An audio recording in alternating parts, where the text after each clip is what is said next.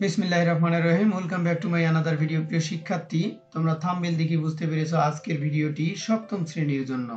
সপ্তম শ্রেণীর ইংরেজির ইউনিট 3 এর 4 সম্পর্কে আজকে আমি আলোচনা করব। এই আলোচনার মধ্যে তুমি অ্যাক্টিভিটি এ থেকে শুরু করে বি পর্যন্ত আলোচনা পাবে এবং অ্যাক্টিভিটি বি এর আন্ডারে যে মাল্টিপল চয়েসগুলো দেওয়া রয়েছে সেগুলোর সমাধানও পেয়ে যাবে।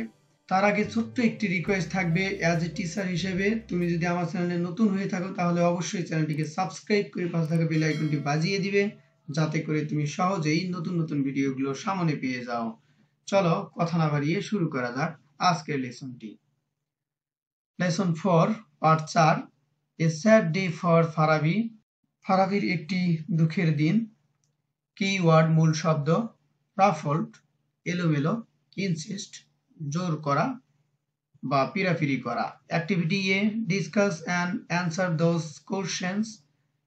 এইসব প্রশ্নের উত্তর দাও এবং আলোচনা করো। এখানে দুটি প্রশ্ন দেওয়া রয়েছে। Question number 1, what will you do? তুমি কি করবে? If your parents do not want you to go on a picnic with your friends. যদি তোমার মাতা পিতা না চায় তোমাকে কোনো একটি বন্ধুর সঙ্গে পিকনিকে যেতে দিতে, তাহলে তুমি কি করবে সেই বিষয়টি এখানে লিখতে হবে। Question number 2, what will you do? তুমি কি করবে if you miss the picnic bus? যদি তুমি পিকনিক বাসকে ধরতে না পারো, সেই বিষয়ে এখানে উত্তর করতে হবে। Activity B, read about what happened to Farabi yesterday. গতকাল ফারাবির সঙ্গে কি ঘটেছে সে সম্পর্কে পড়ো and answer the following questions, এবং প্রশ্নগুলোর উত্তর দাও। Farabi was sitting with his head down. Farabi তার মাথা নিচু করে বসেছিল। হি লুকড স্যাড, তাকে দুঃখিত মনে হলো। His hair was untidy and ruffled, তার চুলগুলো ছিল অপরিচ্ছন্ন এলোমেলো। It was clear he did not brush it at all, এটা পরিষ্কার যে সে তার চুলকে আশ্রয় নি। What happened Farabi? Are you okay? Asked Flora. Farabi, কি ঘটেছে? তুমি কি ঠিক আছো? ফ্লোরা জিজ্ঞাসা করলো। I am so shock Flora, আমি খুবই দুঃখিত ফ্লোরা। I don't want to talk said Farabi. Farabi বলল, আমি কথা বলতে চাই না। বাট ইউ হ্যাভ টু, কিন্তু তোমাকে বলতে হবে। Any pain or sorrow is like a load in the mind, যে কোনো ব্যথা বা দুঃখ মনে একটি বোঝার মতো। If you tell or share it, যদি তুমি এটিকে বলো এবং ভাগাভাগি করো। With your parent or friends, তোমার পিতামাতার সহিত এবং বন্ধুদের সাথে। ইট উইল বি লাইটার, এটি হালকা হবে। অন দ্য আদার হ্যান্ড, অন্যথায়। If you don't share it, যদি তুমি এটিকে ভাগাভাগি না করো। The load will become heavier, এই বোঝা মনে হবে খুবই ভারী। অ্যান্ড মোর পেইনফুল, এবং অনেক ব্যথাদায়ক। So please tell me what's wrong, Flora insist, সুতরাং আমাকে বলো কি হয়েছে, ফ্লোরা জেদ করল।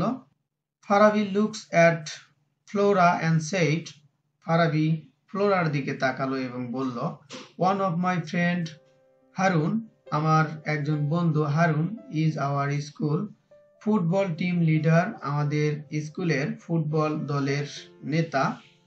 Yesterday he just drop my name from the coming inter school football tournament, গতকাল সে আগামী আন্ত ফুটবল টুর্নামেন্ট হতে আমার নাম বাদ দিয়েছে।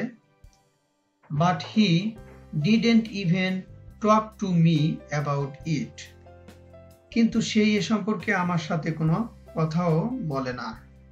টিক দ্য বেস্ট অ্যান্সার, সর্বোত্তম উত্তরে টিক দাও। দেখো আমি উত্তরগুলো দিয়ে রেখেছি নিচের দিকে, চলো পড়ি। Question number 1, which is the correct statement? কোনটি সঠিক বক্তব্য? ফারাবি ওয়াজ, বি নাম্বারটি হবে লুকিং ডাউন, অর্থাৎ ফারাবি মাথা নিচু করেছিল সেটিকে বলতেছে। Question number 2, why was Farabi with his head down? কেন ফারাবি তার মাথাকে নিচু করে রেখেছিল? বিকজ, কারণ। এ নাম্বারটি হবে he was unhappy.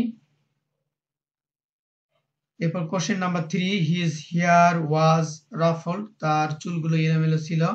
hair ruffled means এখানে এলোমেলো অর্থ কি? সি নাম্বারটি হবে not brushed or combed. এটি আঁচড়ানো ছিল না, সেটিকে বলা হচ্ছে, বা চিরুনি করা ছিল না। Question number 4, Farabi didn't want to talk to Flora because ফ্লোরার সঙ্গে ফারাবি কথা বলতে চেয়েছিল না, কারণটি হচ্ছে এ number, something sad happened to him. তার সঙ্গে একটি দুঃখের কোনো কিছু ঘটেছিল। Question number 5, please tell me what wrongs Flora insist. Flora জোরাজুরি করেছিল, পিরাপিরি করেছিল, যা আমাকে বলো কি ঘটেছে। হিয়ার ইনসিস্ট মিন্স সেখানে জোরাজুরি বা পিরাপিরি অর্থটা কি? এখানে বি নাম্বার হবে ডিমান্ডেড, অর্থাৎ এটিও হচ্ছে জোর দেওয়া বা জোরাজুরি করা, কোনো কিছু জানতে চাওয়া।